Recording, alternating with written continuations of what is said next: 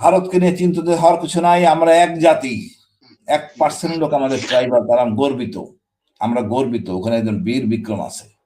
সুতরাং যেটা ভারতের নাই, পৃথিবীর কোনো দেশের নাই। ঢুকতে পারলেও বেরোতে পারবে না, আমি আগেই বলি। কখনোই কোনোদিনই কিছু করতে পারবে না ভারত। লাভ জাপ দেবে, এখানেই শেষ।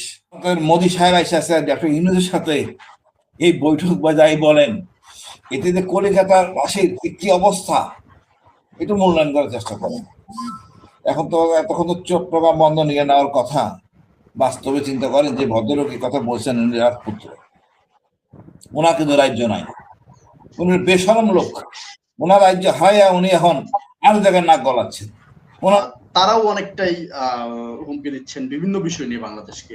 এর মধ্যে মোদির সাথে যে বৈঠক হয়েছে, দুই দেশের সম্পর্কের কোনো পরিবর্তন হওয়ার সম্ভাবনা কি আপনি দেখছেন? যেহেতু মোদি বলেছেন বাংলাদেশের নির্দিষ্ট কোনো দলকে সাপোর্ট করে না বা সমর্থন দেয় না ভারত, আজকের মিটিং এ মোদির বক্তব্য, কিন্তু বাস্তবতাটা তো ভিন্ন। সো পরিবর্তনের কি কোনো আভাস রয়েছে নাকি পূর্বের মতনই থাকবে দুই দেশের সম্পর্ক?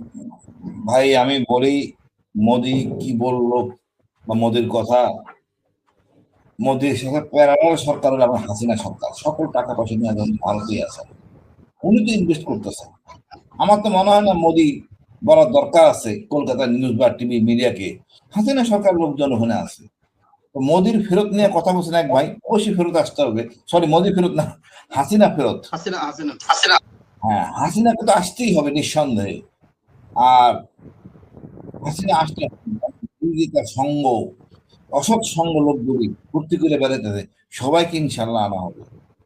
ক্রাইম এগেন্স্ট হিউম্যানিটি, যারাই অপরাধ করছে এবং যারাই এই যুক্ত মানে ইউএনের অধীনে আছে সকল রাষ্ট্রই, এবং তারা সবাই স্বাক্ষরিত, সবাইকে ফেরত দিতে হবে। এখন কথা হলো কোন রকম ঝামেলা উৎকট মানে খালি খালি ঝামেলা করে দেশে অশান্তি আমরা করতে চাই না। আমরা আমাদের এই জিনিসগুলি বলা দরকার আন্তর্জাতিক ফোরামে। ডক্টর ইউনূস বলতেছেন শান্তিপূর্ণ পরিবেশে সংস্কার করার কথা, সংস্কারটা করতে হবে জনগণ নিয়ে, রাজনৈতিক লোকজন নিয়ে। ওরা সংস্কার একটু ভোগ করে, ওরা করে একটা পরিবেশ সৃষ্টি করি আমরা, যে নির্বাচন দিই তারপরে যাই, হস্তান্তর করি। আর যে জিনিসটা নিয়ে বলা দরকার, রোহিঙ্গা নিয়ে কথা বলছেন, রোহিঙ্গা নিয়ে বলছি আমি, রোহিঙ্গা নিয়ে ষড়যন্ত্র আমি আভাস পাচ্ছি, সত্য কথা। এখন মায়ানমার যদি লোকদের নিয়ে সামরিক প্রশিক্ষণ দিয়ে আবার যুদ্ধ করে আরাকান আর্মির সাথে, লোক তার এরা রাখবে কোথায়? উদ্দেশ্য খারাপ হইতে পারে। দেখা যাক, আগামীকাল অনেক কিছু বোঝা যাবে, দুদিন পরে আমরা বুঝতে পারবো। আর দেখেন ওই আরেকটা জিনিস কিন্তু মানে যে বিষয়টা আলোচনা হয়েছিল, চীনে মংলা বন্দর থেকে সরাই দেওয়া হচ্ছে ভারতীয়দের, চীনদের দেওয়া হচ্ছে ওই দায়িত্বটা। তো নানা রকম ক্ষোভ ভারতের ভাই, একে তো হারাইছে হাসিনারে, তার উপর মনে করেন তার আরেক শত্রুকে যদি আইনা দেওয়া হয় কিরকম লাগতে পারে ভারতের, জ্বলে পড়ে যাচ্ছে। এর মধ্যে মনে করেন ভারতের মোদী সাহেব এসে আছে ডক্টর ইউনূসের সাথে এই বৈঠক বা যাই বলেন, এতে যে কলিকাতার বাসীর কি অবস্থা, এটা মূল্যায়ন করার চেষ্টা করেন। এতক্ষণ তো চট্টগ্রাম বন্ধ নিয়ে নেওয়ার কথা। বাস্তবে চিন্তা করেন যে ভদ্রলোক এই কথা বলছেন, উনি রাজপুত্র, ওনার কিন্তু রাজ্য নাই, উনি বেশরম লোক। ওনার রাজ্য হারাইয়া উনি এখন আর জায়গায় নাক গলাচ্ছেন। ওনার রাজ্য কিন্তু চলে গেছে। এখন উনি আবল তাবল কথা বলেন, আসলে এগুলি ওনাদের মনের কথা না। চট্টগ্রাম বন্দর কিভাবে দখল করবে বা চট্টগ্রাম কিভাবে দখল করবে? আমাদের কয়টা ডিভিশন এখানে, ইচ্ছা করলে কি তারা আসতে পারবে? এটা সম্ভব? এটা আসলে পাগলের কথা। আমাদের ওখানে 2টা বিডিআর সেক্টর, আমাদের ওখানে 3টা ডিভিশন, আমরা সব প্রশিক্ষিত বাহিনী ওখানে চিটাগাঙে। তো আপনি ওরা যদি এরকম চিন্তা করে পাগলের মতো কথাবার্তা বলে, নিজের যা খুশি মনে হলো বললো, তাই বলতেছে। আমার মনে হয় আমাদের একটা শক্তিশালী মিডিয়া দরকার এই প্রপাগান্ডা গুলির কাউন্টার উত্তর দেওয়ার জন্য। দুর্ভাগ্য হলো আজকে প্রায় 8 মাস হয়ে গেছে আমরা এই মিডিয়া সৃষ্টি করতে পারি নাই। আমাদের রবি ভাই জানেন এই 16 বছরে মিডিয়া কি প্রপাগান্ডা না করছে, জঙ্গি নাটক নিয়ে কোনো প্রশ্ন করে নাই, যা বলছে তাই লিখছে, আরো বেশি বাড়াইয়া লিখছে। কিন্তু আমরা এই 6 মাসে ইউনূসের একটা ব্যর্থতা বলবো, ডক্টর ইউনূস স্যারের একটাই ব্যর্থতা, যে মিডিয়া বানাতে পারিনি। আমরা তো চরিত্র এরকম, তো ভারতের মতোই আমাদের চরিত্র। আমরা সেইভাবেই তো প্রোপাগান্ডা করা হয়েছে এই 16টা বছর। হাসিনা গুণগান, নাচ গান এগুলো নিয়ে তো ছিলাম। বিদেশ থেকে আসলে বিশাল একটা আয়োজন, তেলবাজি, তারপরে প্রশংসার পর প্রশংসা। তো এই জায়গায় একটু ডক্টর ইউনূস পিছিয়ে গেছেন। আমার মনে হয় তেলবাজি বন্ধ হোক, অন্তত ভারতের কাউন্টারে আমাদের সরকারি মিডিয়ার পাশাপাশি বেসরকারি মিডিয়াগুলি সোচ্চার হওয়া উচিত। এবং গোয়েন্দাদেরও বলবো আর একটু সোচ্চার হওয়ার প্রয়োজন আছে। মোদি ভাই আপনি কেমন কিভাবে, রবি ভাই আপনি কিভাবে নেবেন জানি না।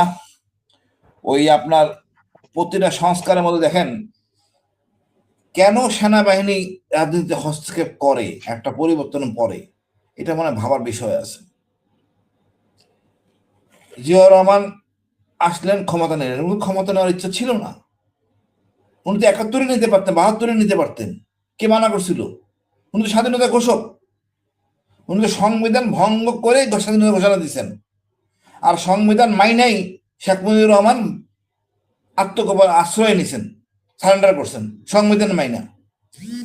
কিন্তু দেখেন জিয়াউর রহমান কত উদার চরিত্রের লোক, উনি পরিষ্কার করে বলছেন on behalf of Sheikh Mujibur Rahman.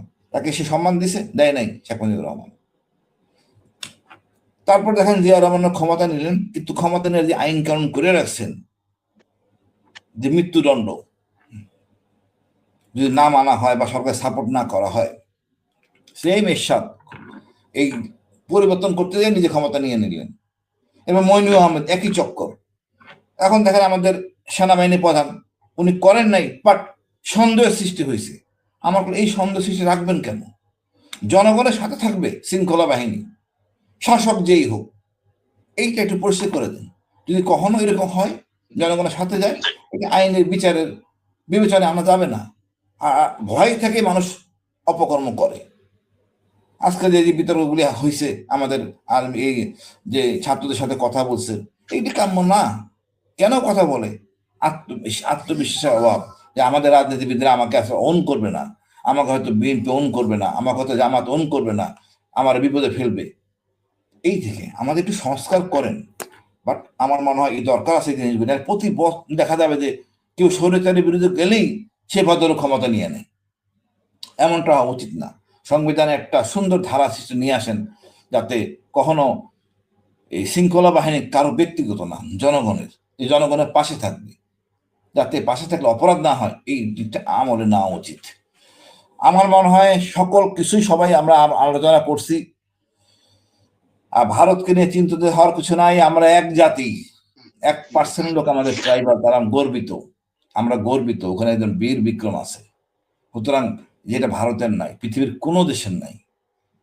ঢুকতে পারলেও বেরোতে পারবে না, আমি আগেই বলি। আমরা জানি তারা কি করতে পারে কি করতে পারে না।